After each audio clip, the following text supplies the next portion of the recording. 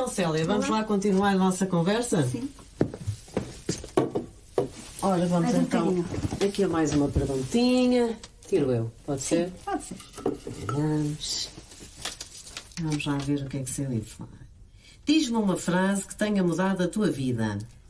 Ui. Não é fácil. Há uma que me mudou a minha vida de uma maneira não muito positiva. Já foi há muitos anos. E essa é uma frase que dizia que eu não iria ser capaz. E não foi só a frase em si que...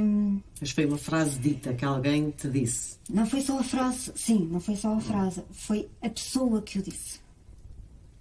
Era é uma pessoa muito importante, se não a mais importante na minha vida, que na altura era o meu pai. E ele estava chateado comigo, com uma situação que eu causei, e ele, pronto, aborrecido, disse que eu nunca ia ser capaz de me formar. E eu disse-lhe que Teve ia ser impacto. capaz de me formar, que eu era capaz. E essa frase mudou toda a minha vida. Por um lado foi negativa, mas ao mesmo tempo impulsionou-te para conseguir resultados. Correto, correto. E hoje sou o que sou graças, não vou dizer graças a essa frase, mas ajudou. Porque às tantas, se ele não tem dito isso na altura, se não tem sido bruto e brusco comigo, às tantas eu tinha deixado andar. E não tinha percebido que eu era capaz de conseguir. Foi ali uma força motriz para seguir para a frente. Porque no início a minha vontade era, não, eu sou capaz e vou-lhe mostrar que eu consigo estudar, que eu vou entrar na faculdade e que eu vou concluir os meus estudos e que ele ainda se vai arrepender do que disse e ao mesmo tempo orgulhar muito de mim. Muito bem. Isso mesmo. Do meu ponto de vista, talvez eu não tenha uma frase que tenha mudado a minha vida, mas há uma que eu gosto e talvez tenha levado para a vida. Bastante curta, 3 palavrinhas apenas, e que diz: vai e faz. E em determinado momento, e às vezes também por aquilo que a gente vai ouvindo dos antigos, não é? Sim, sim, também. Se não queres, pede alguém, se queres que aconteça, faz, E não era é? importante essa pessoa para ti? Ou foi sim, importante? sim, eu acho que mesmo que não tivesse muita importância, o facto de serem palavras que de alguma forma ficam gravadas em ti, depois traz logo, não é, ali todo um revestimento de importância, porque foi qualquer coisa que marca depois a tua ação e a tua determinação para com a vida. Mudou a maneira de ser como mulher, com essa frase, ou como pessoa? Não teve influência num ou no outro? Eu acho que tem sempre influência nos dois contextos, embora eu gosto muito de pensar que antes de ser mulher sou pessoa. Isso. E então, enquanto pessoa, é válido tanto para homens como para mulheres. Também Essa é força assim motriz que te diz, vai, faz. Não é por ser mulher que não se consegue, mas sim... Porque eu sou uma amante de palavras e de leituras, mas acho que as palavras valem muito, mas as ações sobrepõem-se em larga escala. Sim, às vezes não é preciso palavras sem nada. ações Não tem nada. É verdade que as palavras magoam bastante, mas um gesto pode fazer a diferença. E agora lembrei-me de uma coisa até muito engraçada, e talvez possamos pôr aqui um bocadinho de humor também na nossa conversa. Que há uma frase que eu ouvi, não de alguém que tivesse importância, mas que eu vi no dia a dia, uma frase engraçada, e que diz o seguinte: hoje pavão, amanhã espanador. Sim. E eu nunca me esqueci disso, porque nos ensina a humildade. Correto. Não é? E outras coisas importantes, que às vezes o estar no topo, a fama, é efêmero e a vida nos transforma. Completamente. E que devemos ter essa capacidade de nos colocarmos nos dois sítios. Um dia eu posso ter o esplendor do pavão, mas também tenho que estar preparada para ser espanadora. Que não é fácil colocarmos na E posição do são outro. duas atividades importantes. Sim. O que não é fácil colocarmos na posição do outro. Sim. Muitas das vezes temos tendência para desvalorizar a opinião, a oposição do outro e só olharmos para nós. E se nós descermos um bocadinho ao nível, não estou a dizer nível que a pessoa está a nível de mais acima, mas a nível profissional ou a nível de estatuto, ou seja, não estou a falar, é de estar na mesma situação que o outro. Sim, colocar-se no lugar No do lugar do não é? outro. Que diz, avançamos? Acho que sim. Agora tiras tu. Agora. Ok. Vamos lá ver o que é que vai criar agora. Ui, suspense. Ui. Olha. Ok, esta está interessante também. Também não. A tua perspectiva do mundo mudou com o tempo? Se sim, como? Sim, eu acho que também há uma coisa chamada amadurecimento que nos coloca em diferentes fases da vida. Sim. E também vai mudando a nossa perspectiva do mundo, desde a infância até que somos adultos e depois maioritariamente maduros, não é? Acho que quando nós somos crianças temos uma ideia muito, talvez ingênua e inocente do mundo, em que tudo é, não direi todos, porque também há muitas crianças que têm já enquanto crianças uma visão cinzenta da vida, porque a vida se mostrou com essas cores, mas é talvez uma experiência mais leve de viver o momento, da alegria de ser criança, de brincar, a falta de preocupações, na generalidade, não em todas as crianças, infelizmente, embora eu acho que o mundo da infância devia ser esse, a despreocupação, da brincadeira, das cores, da alegria, não é? E com a idade também vai mudando um bocadinho a nossa visão do mundo. Talvez com a idade, penso que em determinado momento estamos se calhar focados em muitos objetivos até profissionais e que vamos fazer no nosso futuro e como é que vai ser a nossa vida, e chegas a uma fase da vida em que começas a equacionar o que é realmente importante e prioritário, não é? Sim. Numa adolescência, se calhar priorizas os amigos e as relações com os amigos, mais tarde vais começar a priorizar a família e aqueles que são a tua âncora, não é? Sim. É e verdade. a visão do mundo. Eu, pelo menos eu neste momento estou nessa fase. Tenho filhos, constituo família e dou muito mais mais atenção aos meus pais, não é? E que houve uma fase que não, porque a rebeldia, o ir contra, o contrariar porque sim e mais nada, não, neste momento não. E então, como mudou a mim, a minha maneira de olhar e de ver as coisas, foi ser mãe. Nunca imaginei que, tanto que eu não queria ser mãe. Né? Nunca foi o meu objetivo de vida. Não era uma prioridade quando eras mais jovem? Não era, de todo, nunca foi. Eu nunca me imaginei mãe. Primeiro porque achava muito complicado. Ainda hoje, e hoje, não é, hoje acho que é muito difícil. Não simplificou. Não, muito difícil. E depois, porque era complicado ter que educar alguém. Como é que se Tinhas faz? essa noção já, que ias criar um cidadão. Um cidadão, tinha essa noção. Por isso achava que não devia ser, porque não, achava que eu ia ser uma pessoa. Havia dúvida, será que eu consigo transmitir os valores, aquilo que é importante? Porque depois também olhava para o meu exemplo, que eram os meus pais. Eles conseguiram, à maneira dele, com muitas dificuldades, conseguiram transmitir e educar-nos. E eu acredito que eles fizeram um bom trabalho, apesar de tudo. E então depois tu olhas para esse exemplo e tu como é que vai ser? Vais conseguir atingir, ser assim? Eu acho que é a opinião se calhar generalizada. Para mim foi o nascimento dos meus filhos. A maternidade e a paternidade é verdadeiramente impactante e talvez das experiências mais impactantes. Fez com que eu olhasse para as coisas de outra maneira. Menos atualmente já não sou tão... as coisas não têm que acontecer já. Tem o seu tempo. E não penso muito no amanhã. Porque o amanhã não sei se estou. Mas eu também era um dos aspectos que eu ia focar. Começamos a pôr em perspectiva, não é?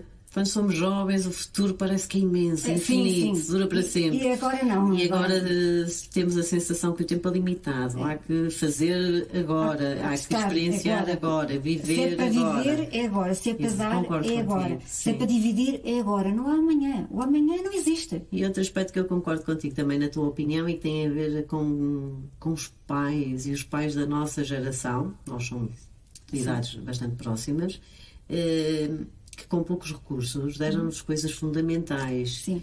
Como o valor da verdade. Coisa que a nossa geração não está a conseguir transmitir aos filhos, de maneira geral. De uma maneira geral, está a ter mais dificuldade. Está a dar tudo o que os filhos querem. Eu acho que os nossos pais faziam isso quase por instinto, não era propriamente por um conhecimento que nós, na nossa geração, temos, e dos livros, e da literatura, sim. E dos avanços da ciência, do desenvolvimento infantil, mas havia um instinto natural que levava, este é o caminho, isto é o que eles precisam mesmo de saber, de viver e de experienciar. Que são mesmo esses valores e essa maneira de ser que eu agora tento transmitir aos meus filhos. E sentes que isso foi um processo também de, ou seja, Foi. houve ali um momento em que pensaste, espera lá, mas o que é que eu quero que estes seres É isso se mesmo. venham a ser no futuro, o que é que eu tenho que mudar para ter impacto na vida dos meus filhos? E foi isso, eu mudei bastante. E já não olho ao mundo, assusta, mas ao mesmo tempo consigo estar e consigo fazer. Tem que assustar. Assusta A muito, partir de um muito. determinado momento é um bocadinho de ti que está fora de ti, que tu não controlas 100%. Sentimentos mais difícil de gerir. Estou a passar por essa fase agora. É brutal, é brutal. Deixá-los voar É saber complicado. que tem que voar, mas ao mesmo tempo, será que já conseguem? Que as asas já estão prontas? Sim, mas acho que. E agora aqui no papel de filha, sempre tive esta noção de que se tudo falhar, é que ela vai ser sempre a única casa, o único Sim. sítio em que não há reservas. A Isso. porta está sempre aberta e vai ser sempre um porto seguro. Isso Quanto mesmo. mais não seja para dizer, estou aqui. Isso é muito Não é? importante. É bastante importante. Arriscamos mais Sim, uma? vamos ver. Eu estou aqui a ver muitos papéis, portanto, Sim, isto é verdade. ainda vai dar conversa. Vamos já então mais uma. Olha que interessante. Muito bem. Se pudesses convidar uma mulher histórica ou conhecida para jantar, quem escolherias? E porquê? Ui. Isso haver muitas.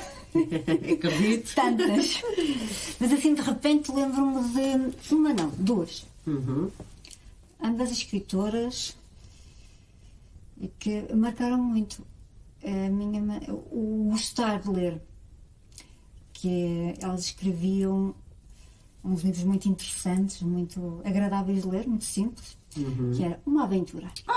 Tu não Uma lembras aventura bem. É dos então- meus livros preferidos quando era Eu criança. devorei os livros todos, porque não havia possibilidade de estar sempre a comprar, não é? Certo, era uma coleção vasta. E então eu devorei todos os livros que havia na biblioteca e mais. Ainda andava no quarto ano Uhum. da escola, na altura a escola primária, agora primeiro ciclo, e o meu pai escreveu-me na biblioteca municipal. E então eu tinha um cartãozinho.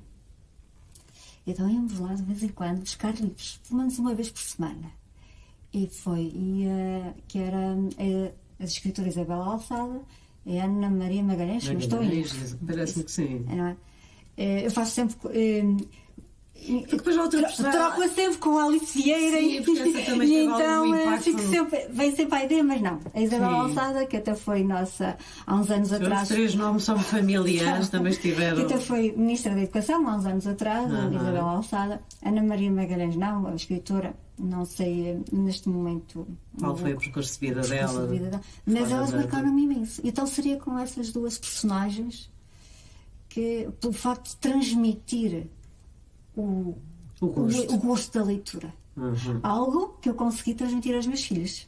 Ah, Que é muito bom, nos dias de maravilhoso, hoje, não é? maravilhoso. Mostrar-lhes que um livro pode ser o Um mundo livro inteiro. é uma aventura. Sim. Nós conseguimos entrar para as folhas no livro e esquecemos tudo. Eu, pelo menos, esqueço tudo. E depois consigo imaginar. Olha, há outro livro que me marcou imenso, que os meus colegas odiaram, não gostavam de ler, que é Os Maias. Porque eu gosto muito da descrição. Então, a maneira como ele descreve o ramalhete, eu consegui imaginar na minha cabeça tudo, que era o que as escritoras de uma aventura também conseguiam Também, transmitir. sim. Ver todo o percurso. Não só os locais, mas até a personalidade dos personagens. E depois como- imaginava. Sim, eu puxou ali para o teu lado criativo também. Tanto que eu atualmente não gosto de ver um filme se for com base no livro, sem antes ler o livro. Porque depois. Torna a história mais completa, não é? Porque também no filme faltam claro sempre que personagens. claro que às vezes também pormenores. traz outra uma certa situação, que é o desilusão. facto de estamos à espera de mais e depois Sim. nem sempre. Mas pronto, nada mal. Mas eram com essas duas personagens que eu iria Para jantar. mim, tu também já estiveste a falar e já tive também um tempinho para pensar, não é? E há uma senhora de quem eu gosto muito, que é a Helena Sacadura Cabral. Também gosto bastante. Acho uma senhora muito interessante. E porquê, não é? Que é uma senhora que está na casa dos 90, que mantém uma certa jovialidade. Sim, bastante. E pelo que eu conheço a história de vida dela, foi uma senhora talvez à frente no seu tempo, não é? E Sim. pelo que eu conheço a história de vida dela, era uma menina que o pai queria formatar para fazer um bom casamento, aprender piano e a falar francês e inglês, e a ser uma lady, não é? Casar com alguém abastado, que lhe desse segurança económica. E ela, lembro-me que vi numa... que tinham para as meninas. Naquela altura. E lembro-me de ver uma entrevista dela em que ela diz que ela resolveu seguir os estudos académicos e a universidade, não é? E entrou em ciências económicas na altura, não é? Uma mulher na economia, àquela data, contra a vontade do pai.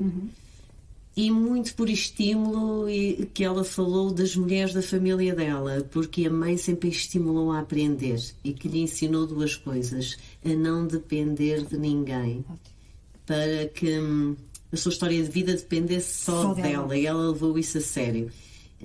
Talvez por isso, por ser uma força da natureza, pela tenacidade, porque isto às vezes, mas vinha de boas famílias e teve facilitado. Eu lembro dela ter dito não. Nem sempre. O meu pai sustentava-me e dava-me aquilo que precisava, mas para estudar eu tive que pedir uma bolsa, porque ele não queria e não achava que era responsabilidade dele. Não era a posição ou... Sim, não era o trabalho dela. Mulher.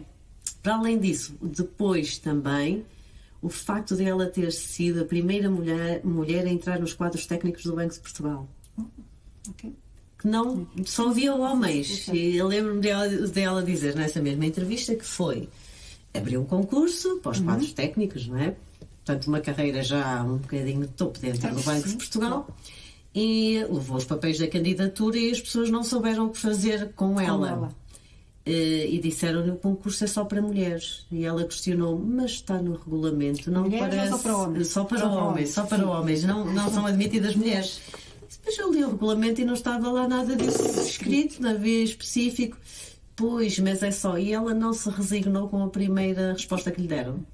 Disse: então a senhora vai chamar alguém superior a si que me possa dizer das duas uma. Ou eu deixo os papéis da minha candidatura e sou avaliada como qualquer outro candidato, como pessoa.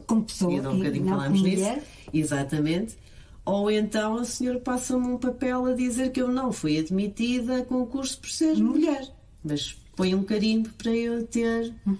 E provocou uma revolução e posteriormente veio alguém mais acima que lhe disse de forma educada que talvez não fosse, e ela contestou e manteve-se firme, e no final, porque ela formou-se com das melhores notas na sua licenciatura, e disse claramente ao senhor: eu aceitarei se neste concurso eu não for aceite, ou haja uma certa preferência do Banco de Portugal em aceitar um homem desde uma mulher, se for um candidato que tenha uma nota igual à minha. E o certo é que ela foi a primeira mulher a entrar, e ela própria se definia como uma aberrara. Toda a gente tinha curiosidade em ver o gabinete para ver quem era a aberrara que tinha entrado. E acho que ela, com essa tenacidade e força, conseguiu desenvolver uma carreira e certamente uma excelente profissional, mas que ao mesmo tempo, porque muitas vezes também quando estás numa posição de topo é-te exigido uma certa postura e até se calhar uma certa rigidez, sim. Eu continuo a ver nela um olhar doce, uma alegria de viver, uma gargalhada contagiante, fácil, não é? Que, sim, e certamente eu iria ter uma excelente conversa com ela e aprender. Então vamos mais além. O que é que agora nos espera? Ok. Qual é a característica que mais aprecias numa pessoa? Qual é a característica que mais aprecias numa pessoa? É uma pergunta difícil. Não é fácil. Não é muito fácil à partida e haverá se calhar até vários aspectos, mas talvez aquela que está no cimo. Talvez a lealdade. E a lealdade de um modo geral. Não só a lealdade para comigo, mas lealdade com os princípios, com os teus valores, com aquilo em que acreditas. Também concordo. Que acho que a lealdade vem associada a uma certa resistência ou resiliência de vontade própria. Sim.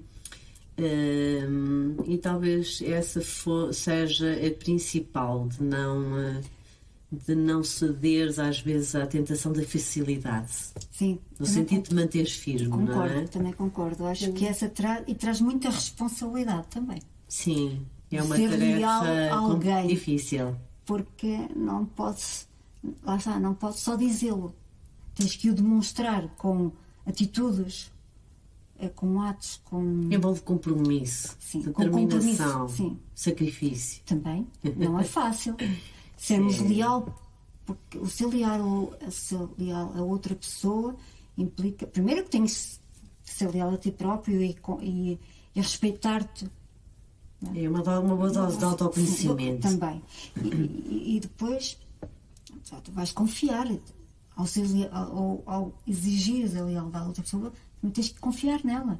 Não é? E aí estás a abdicar um bocadinho de ti. Também dá um estás a entregar um bocadinho de ti a alguém. Não é? Isso também não é fácil nos dias de hoje. Também não é fácil, não. Também não é uma situação que se possa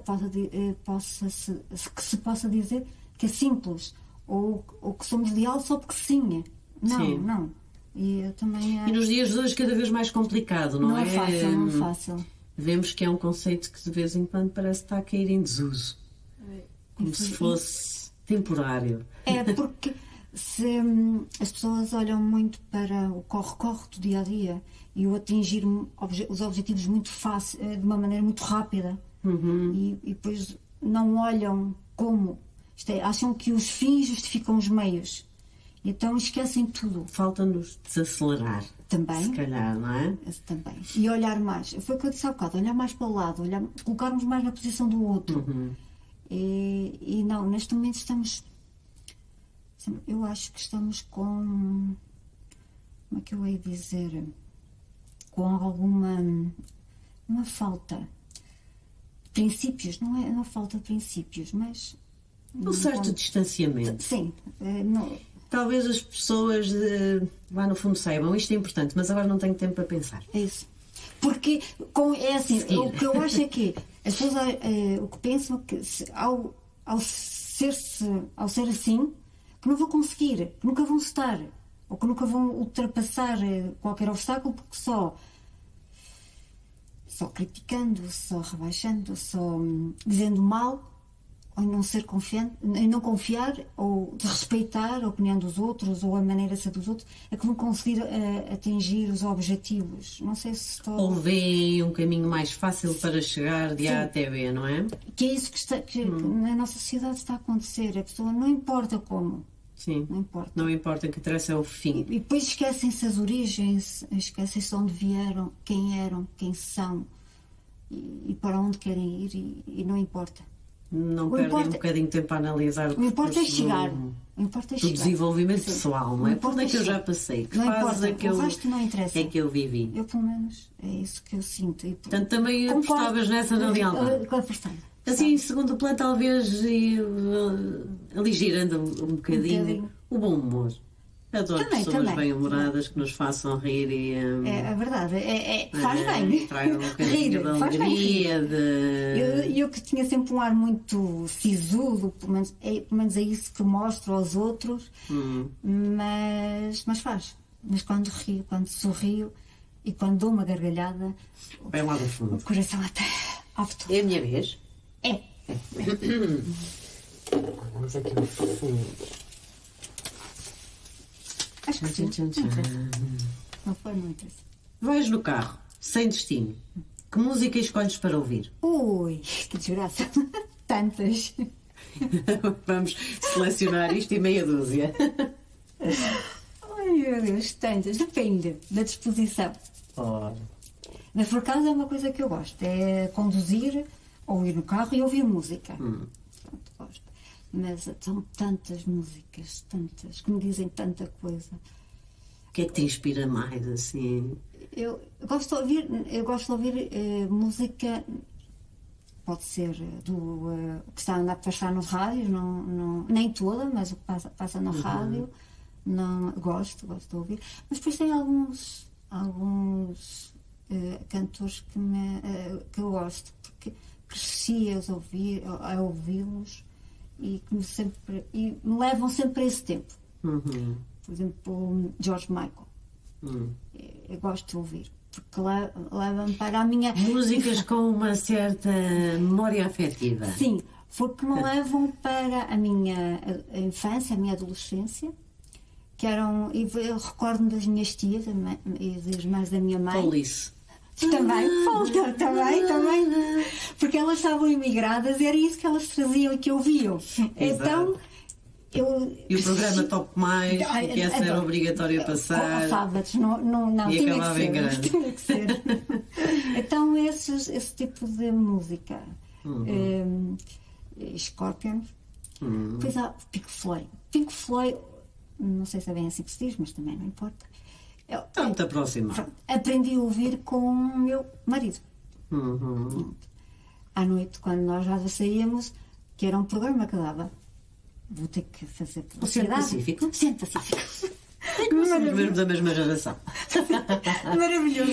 Sim, teiras ouvir músicas... o Oceano Pacífico, o barulho do mar de fundo. Que maravilha. Adoro. Olha, eu também concordo contigo. Depende um bocadinho do estado de espírito, também. Não é? Se calhar numa viagem de vários quilómetros ou talvez fizesse como tu, não selecionava. Sim. Ouvia uma rádio. Era, também. Porque no meio das músicas sempre vais ouvindo as vozes das pessoas. Sim. E isso também ajuda. Também é importante, não é? Bastante importante. Também é bastante importante. Mas também concordo contigo, muito desse rock que frequentou ali 80, 90 e poucos, em que se faziam grandes músicas, não é? Mais tarde na vida descobri o fado. Também gosto. E as novas gerações de fado têm trazido músicas fantásticas e até os novos artistas que têm a coragem de o fazer em português. Sim, em português. Sim. Com mensagens interessantes e importantes. E descobri, porque na nossa adolescência queremos rock, heavy metal até, se for preciso, não fado. Quem é que gosta de fado? Mas engraçado, quando passo da adolescência para o jovem, o meu pai ouvia ópera, Pavarotti.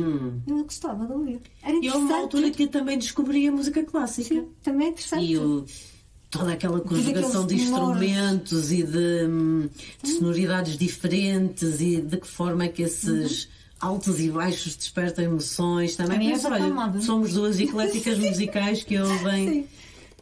Se calhar quando estamos bem dispostas e uma música tipo Jerusalém, puxa ali um bocadinho a dançar até. Também. Mas tem que ser na altura certa. Não, por exemplo, em casa não vou ouvir isso. Não ouves música animada em casa? Não. Gosto mais de música mais suave. Eu gosto de música animada, principalmente se andar a fazer limpeza. Não, eu se andar a fazer limpeza não gosto de música. Porque entretanto dança um bocadinho pelo meio. E no entanto, para trabalhar, adoro ouvir música. Também. Mas há pessoas que precisam do silêncio para trabalhar. Eu preciso do barulho para trabalhar. Mas em casa eu não gosto de rádio, televisão. Se me perguntares 10 minutos depois o que é que passou na rádio, não faço ideia. Pronto. Porque concentro. Mas preciso ter um certo bocadinho de ruído. Ruído, mas é qualquer coisa. Qualquer coisa assim. Como se o silêncio atrapalhasse. Então continuamos. Está interessante. Este é grande.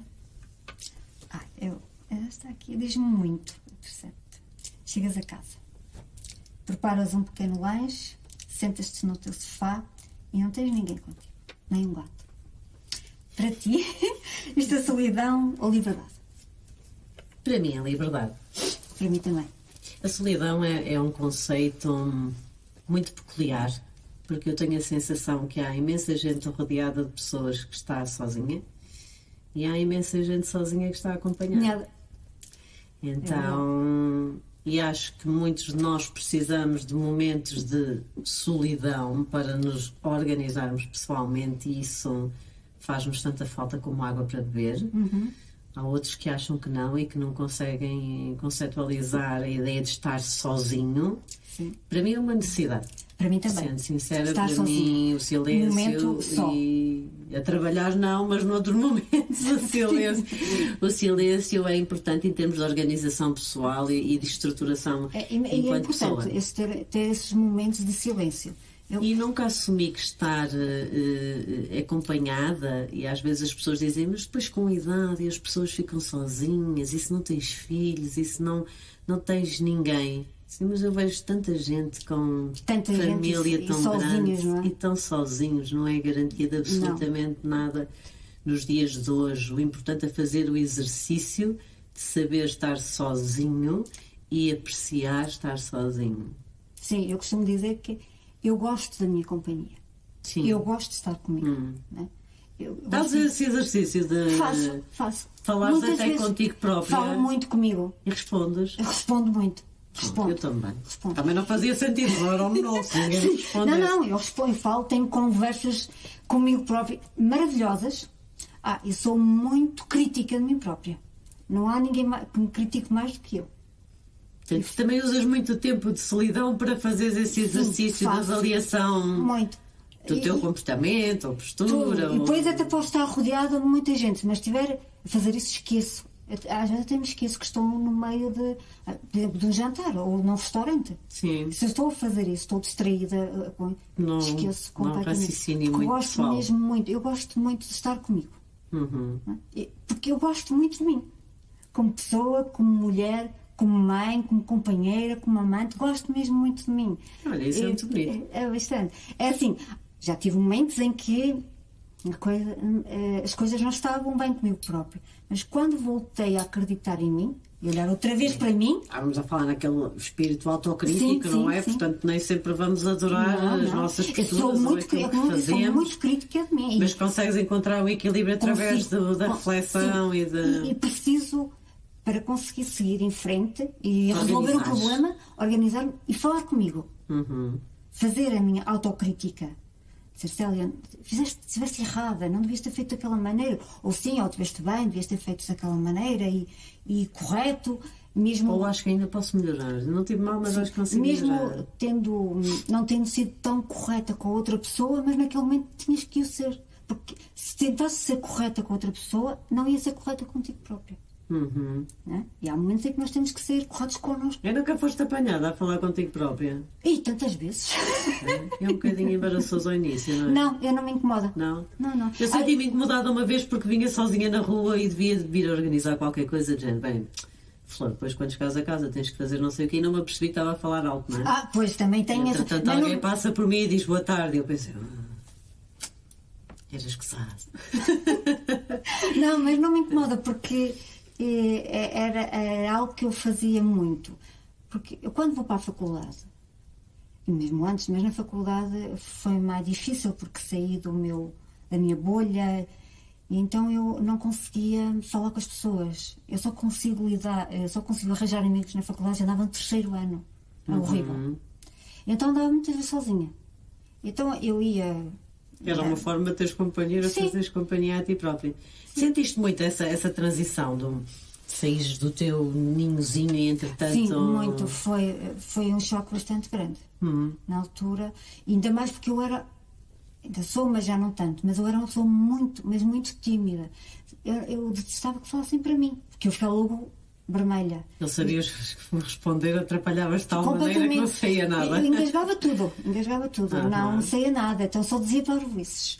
Não conseguia. Olha, partilhando contigo essa fase de passagem para a universidade, e eu que era uma adolescente que me achava um bocadinho rebelde, talvez, não é? Eu achava, quero sair daqui, conhecer outros sítios e não sei o quê, ser independente. E tinha essa coisa comigo, e depois cheguei à universidade e foi semi traumático. Porque eu achei que ia ser espetacular e depois cheguei lá e nem a sopa saía igual à da mãe. Isso não é possível. Eu vinha todos os fins de semana à casa, não é? Que a saudade fosse avassaladora do ninho, a saudade do ninho, não é? Muito. E depois, foi todo um processo de adaptação. O que me também custou muito foi assim, estar naquele sítio assim, espera aí, eu agora não tenho pai e mãe para me resolver esta situação, eu tenho que ser eu. Como é que eu faço isto? como é que eu vou conseguir falar com as outras pessoas para resolver o meu problema? Aí foi horrível. Acho que depois às vezes é uma decisão pessoal e eu compartilho isso contigo. Eu quando entrei para a universidade também me considerava se calhar uma pessoa muito mais tímida e não passava pela cabeça num anfiteatro com 200 pessoas alguém saber o meu nome e chamar-me alto, porque eu não saberia onde me havia de meter, não é? Mas depois posteriormente, e porque eu também fiz uma mudança de curso e assumi para comigo que tinha que ser mesmo mudança, tinha que ser mudança e recriei-me, eu acho que recriei-me. Mas eu lutava comigo próprio por causa disso. Exato, e foi uma questão de eu não me sinto confortável neste papel, portanto eu agora vou mudar e vou experimentar e depois vem um bocadinho dos sucessos consecutivos que vais tendo, não é? Sim, sim. Mas como texto de conversa, correu bem, depois a seguir já te sentes um bocadinho mais à vontade e é todo um processo. E depois vais conhecendo e falas e afinal também há pessoas que pensam como eu, afinal não. Quem eu pensava, eu olhava para as pessoas e achava que as pessoas eram. Trouxe-te uma lição, não julgar o livro pela capa. Sim, porque eu olhava e assim, aquela pessoa espetacular, consegue falar com toda a gente, está muito à vontade. Depois quando comecei a falar com as pessoas, afinal também sofrem do mesmo mal que eu, que é... E que depois vamos bater sempre para o mesmo sítio, não é? Sempre. Somos todas pessoas. É isso mesmo, somos todas pessoas. Partilhamos os mesmos sentimentos, partilhamos muitas vezes experiências similares ao longo do nosso desenvolvimento e acabamos por ser uma espécie parecida. Vamos continuar, senão não vai. Sou eu, não é? Acho que sim. És tu. Também já não restam muito. Normal. Qual foi a maior mentira que te disseram sobre ser mulher? Por exemplo, ainda há bocado falamos disso, da Ana Sacadura Cabral, que era: as mulheres servem para ser donas de casa. Que as mulheres têm que ser donas de casa. Ou as mulheres só servem para ser donas de casa e mães. Dizer isso a uma miúda ou mesmo não dizendo, mas transmitindo isso de uma maneira com gestos, com ações, ou dizer, vês, aquela é que está bem e não tu. Porque eu era uma Maria Rapaz, quando era pequenita, mais nova. Então, dizer, não, és uma menina, tens de te comportar daquela maneira. Não podes andar aos saltos, se andas de saia, não podes andar a subir às árvores. Sentiste um bocadinho o estereótipo de ser menina e ser menina? Ser menina. É verdade que em casa nunca senti isso, porque a minha mãe achava, e bem, que aquilo que as meninas fazem, os meninos também tinham que fazer e vice-versa. Né? Nisso, em casa não senti tanto isso, sentia mais era com os avós, com as tias e com a sociedade. Agora, se calhar a tua família mais próxima te conhecia em todas as horas, mas aquelas que viviam em determinados contextos assumiam. As meninas. Não tinhas a postura mais correta. Sim, as meninas não era para estarem sentadas no chão com as pernas abertas. Não é? E eu sentava-me no chão com as pernas abertas, não é? Com a saia no meio. Essa pressão desde muito jovem, para teres um determinado comportamento. Porque és uma menina, fica mal, ou uma menina fica mal andar a jogar a bola. E a esta distância achavas que era desadequado ou completamente desadequado esse tipo de comentários do género? Era uma coisa que não te passava pela cabeça porque ainda eras uma menina, agora pensarmos porque é que esta posição, estar sentada nesta posição Não, o que eu pensava é assim, errado ou ofensivo. Eu sou diferente deles, porquê? Então, mas eu não posso jogar a bola com os rapazes? Porquê? Porque eu tenho que andar de saia? E alguém te explicou? Não. Porquê? Não. Porque o que diziam é que as meninas não podiam andar a correr atrás de uma bola. Ou as meninas não podiam andar a brincar de arco. Ou as meninas não podiam estar sentadas daquela maneira. Tinham que estar... Não, porque as meninas...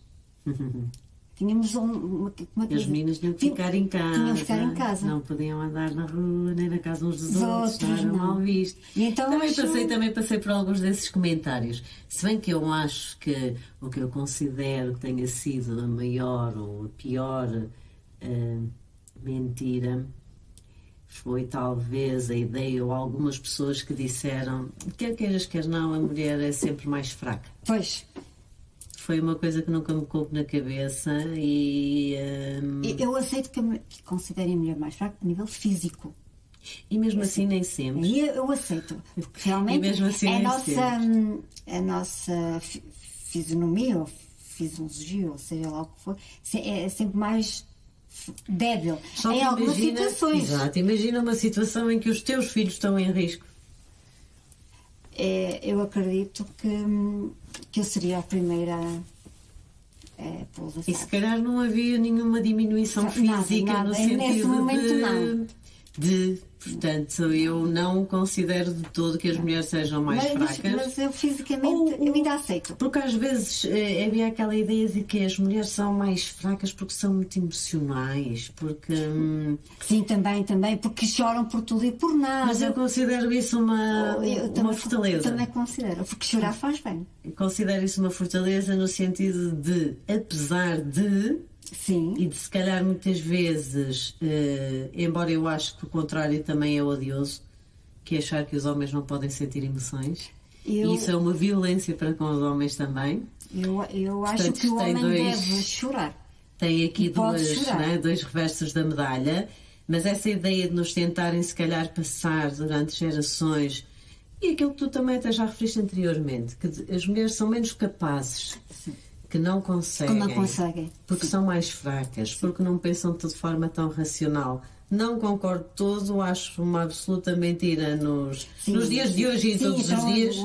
E as mulheres históricas que também já aqui falamos vieram mostrar ao longo de séculos que isso não é verdade. E acho que se calhar até mais esse nosso lado emocional nos traz maior resiliência e maior resistência. Porque apesar de tudo isso, nós vamos nos mantendo de pé. E até em muitas áreas em que se calhar para os homens pode ser mais difícil. Sim, isso nós muitas vezes atualmente nas faculdades, não é? Por amor, talvez. Esse amor que nós não negamos, que abertamente dizemos que sentimos e que faremos tudo por ele, e que às vezes talvez os homens tenham mais reticência em aceitar, porque também nos foi negado socialmente, também. nos torna mais fortes. Sim, também acredito. Também concordo. Vamos à outra? As honras são tuas. Interessante. Se tivesses o poder de mudar alguma coisa no mundo, o que mudarias? Bom, eu acho que vou dizer uma coisa que tu até também já falaste aqui e que provavelmente faz sentido a ti e a mim também, e se calhar talvez não tivéssemos pensado como um fator que muda o mundo. Se eu tivesse o poder de mudar alguma coisa no mundo, seria tão somente aumentar os níveis de empatia do ser humano. Okay. Porque com uma coisa tão simples como dar a cada um a possibilidade ou a capacidade de verdadeiramente calçar os sapatos do outro e colocar-se no lugar do outro, mudaria substancialmente o mundo em que vivemos. Sim. Vivemos um bocadinho na arrogância e na soberba de julgar, e vou tentar passar isto de uma forma até visual, né? Imagina que estamos até numa festa e aparece alguém com um sapato de agulha e ao fim de algum tempo tu pensas, está em verdadeiro sofrimento. Sim, horrível. É? E depois tens vários tipos de pensamento que é, também ninguém mandou vir tão chique, não é? Pois, será que não se podia calçar, não se calçasse? Também. É um tipo de pensamento. É? Outros pensarão, já devia ter calculado, porque muitas horas de pé, o pé vai inchar e isto não, pois, já sabia que não ia resultar, não sei o que é que não lhe passa nada pela cabeça, não é? Correto. Mas se calhar poucos fazem um exercício de tentar perceber, se eu estivesse com aqueles sapatos naquela situação, o que é que eu gostaria que os outros sentissem por mim, ou de que forma é que me poderiam ajudar, porque se calhar ninguém pensa como é que eu vou ajudar esta pessoa, e muitos se calhar não pensam em coisas tão diferentes como mas se calhar este era um número que estava em promoção, o sapato estava em promoção e a pessoa não podia comprar outros. Isso. Porque é que se calhar nem são dela, ou se calhar alguém lhes emprestou e porque não tinha outros. Exatamente. E então não queria fazer feio, Pode ser uma condição física. Pode ser perfeito. Pode ser uma doença e ela não consegue calçar sapatos nenhum. Não fazemos nunca esse exercício de... Portanto, se fôssemos capazes de realmente incutir nas pessoas o maior sentido de empatia, e mais uma vez, e vamos sempre bater ao mesmo, se reparares desde o início da nossa conversa, empatia no sentido de nos compreendermos enquanto pessoas. Sim, é verdade. Com o mesmo tipo de sentimentos, com o mesmo tipo de, muitas vezes, preconceitos, com o mesmo tipo de... Concordo contigo. Formas similares de pensar. Acho que também seria uma mudança iria significativa. Por esse lado. Apesar de que, quando era mais jovem, diziam sempre assim: tu não consegues mudar o mundo. E eu só dizia: pois não, eu não quero mudar o mundo. Mas se eu mudar o mundo de alguém, eu já estou a contribuir para isso. Também é verdade. Este também é um ponto muito, muito interessante. Esse é o meu objetivo. De se não debater. É mudar o mundo, mas é mudar o mundo de alguém. Às vezes pensamos de forma amplificada e aquilo que somos capazes de fazer por uma, duas ou três pessoas em determinados momentos da sua vida, e nós já mudamos o mundo dessa pessoa. que às vezes são gestos tão pequenininhos, não é? Mas muito importantes. Eu estou a passar agora passei por uma mudança, o trabalho, e encontrei uma pessoa do qual eu em tempos seria uma crítica. Uma crítica no mau sentido. Porque eu olhava para esse tipo de pessoas, porque olhava para elas, olhava para mim e dizia assim: não, ela não faz porque não quer. Não quer. E nunca me coloquei na posição dessas pessoas. Nas circunstâncias dela, será que eu seria... Sim. Então agora eu estou com uma colega e deparei-me com uma realidade completamente diferente. E tenho estado a tentar e tento colocar-me na posição dela. Não é fácil. Já não consigo, já não olho para ela como às tantas há um ano atrás eu iria olhar, porque eu iria dizer: não fazes porque não consegues. Ou não queres fazer. Mas não, ela não consegue mesmo. Ela, por mais que tente, e ela tenta, e eu vejo que ela tenta, todos ela não consegue. Ou seja, tu conseguiste mesmo calçar os sapatos dela? Consegui. Para perceber que está aqui a sofrimento, não é? Consigo sentir. Não é preguiça. Não. E é uma coisa que, se estiveres atento aos sinais da pessoa... Estão lá. E agora é uma onda que já tu percebes. E ela às vezes diz-me muitas vezes: obrigado, eu não me agradeço, eu é que tenho que te agradecer a ti. Que no fundo foi uma relação recíproca. Completamente. Ela sentiu-se entendida e ao mesmo tempo tu conseguiste abrir uma janela nova de autoconhecimento. Bastante, muito importante. E tem-me ajudado imenso. E ela não imagina que me está a ajudar. Ela só diz: muito obrigado, estás-me a ajudar. E eu: não, tu é que me estás a ajudar. Tu que estás a fazer com que eu olhe para as pessoas de uma maneira diferente. E eu disse: afinal, eu sou capaz de amar os outros na sua diferença, e sou capaz de olhar sem estar a criticar, e consigo me pôr na tua posição e perceber o que tu estás a sentir. Por isso eu é que agradeço. Tem sido uma experiência... Tem sido uma experiência maravilhosa. Estou a aprender em todos os sentidos e estou a descobrir que afinal eu não sou assim tão antipática como isso. Não, eu consigo rir e consigo provocar alguma coisa. Também estás a provar a ti própria, não é? E ao partilhares também essa tua postura com outras pessoas, não é? Que nós não somos estanques, nós estamos sempre em desenvolvimento, estamos sempre a aprender, estamos sempre a evoluir. Isso não é? É muito importante e acho que é isso mesmo que nós devemos fazer, tentar. E é uma lição para a vida. E queres saber que mais? E é mesmo assim.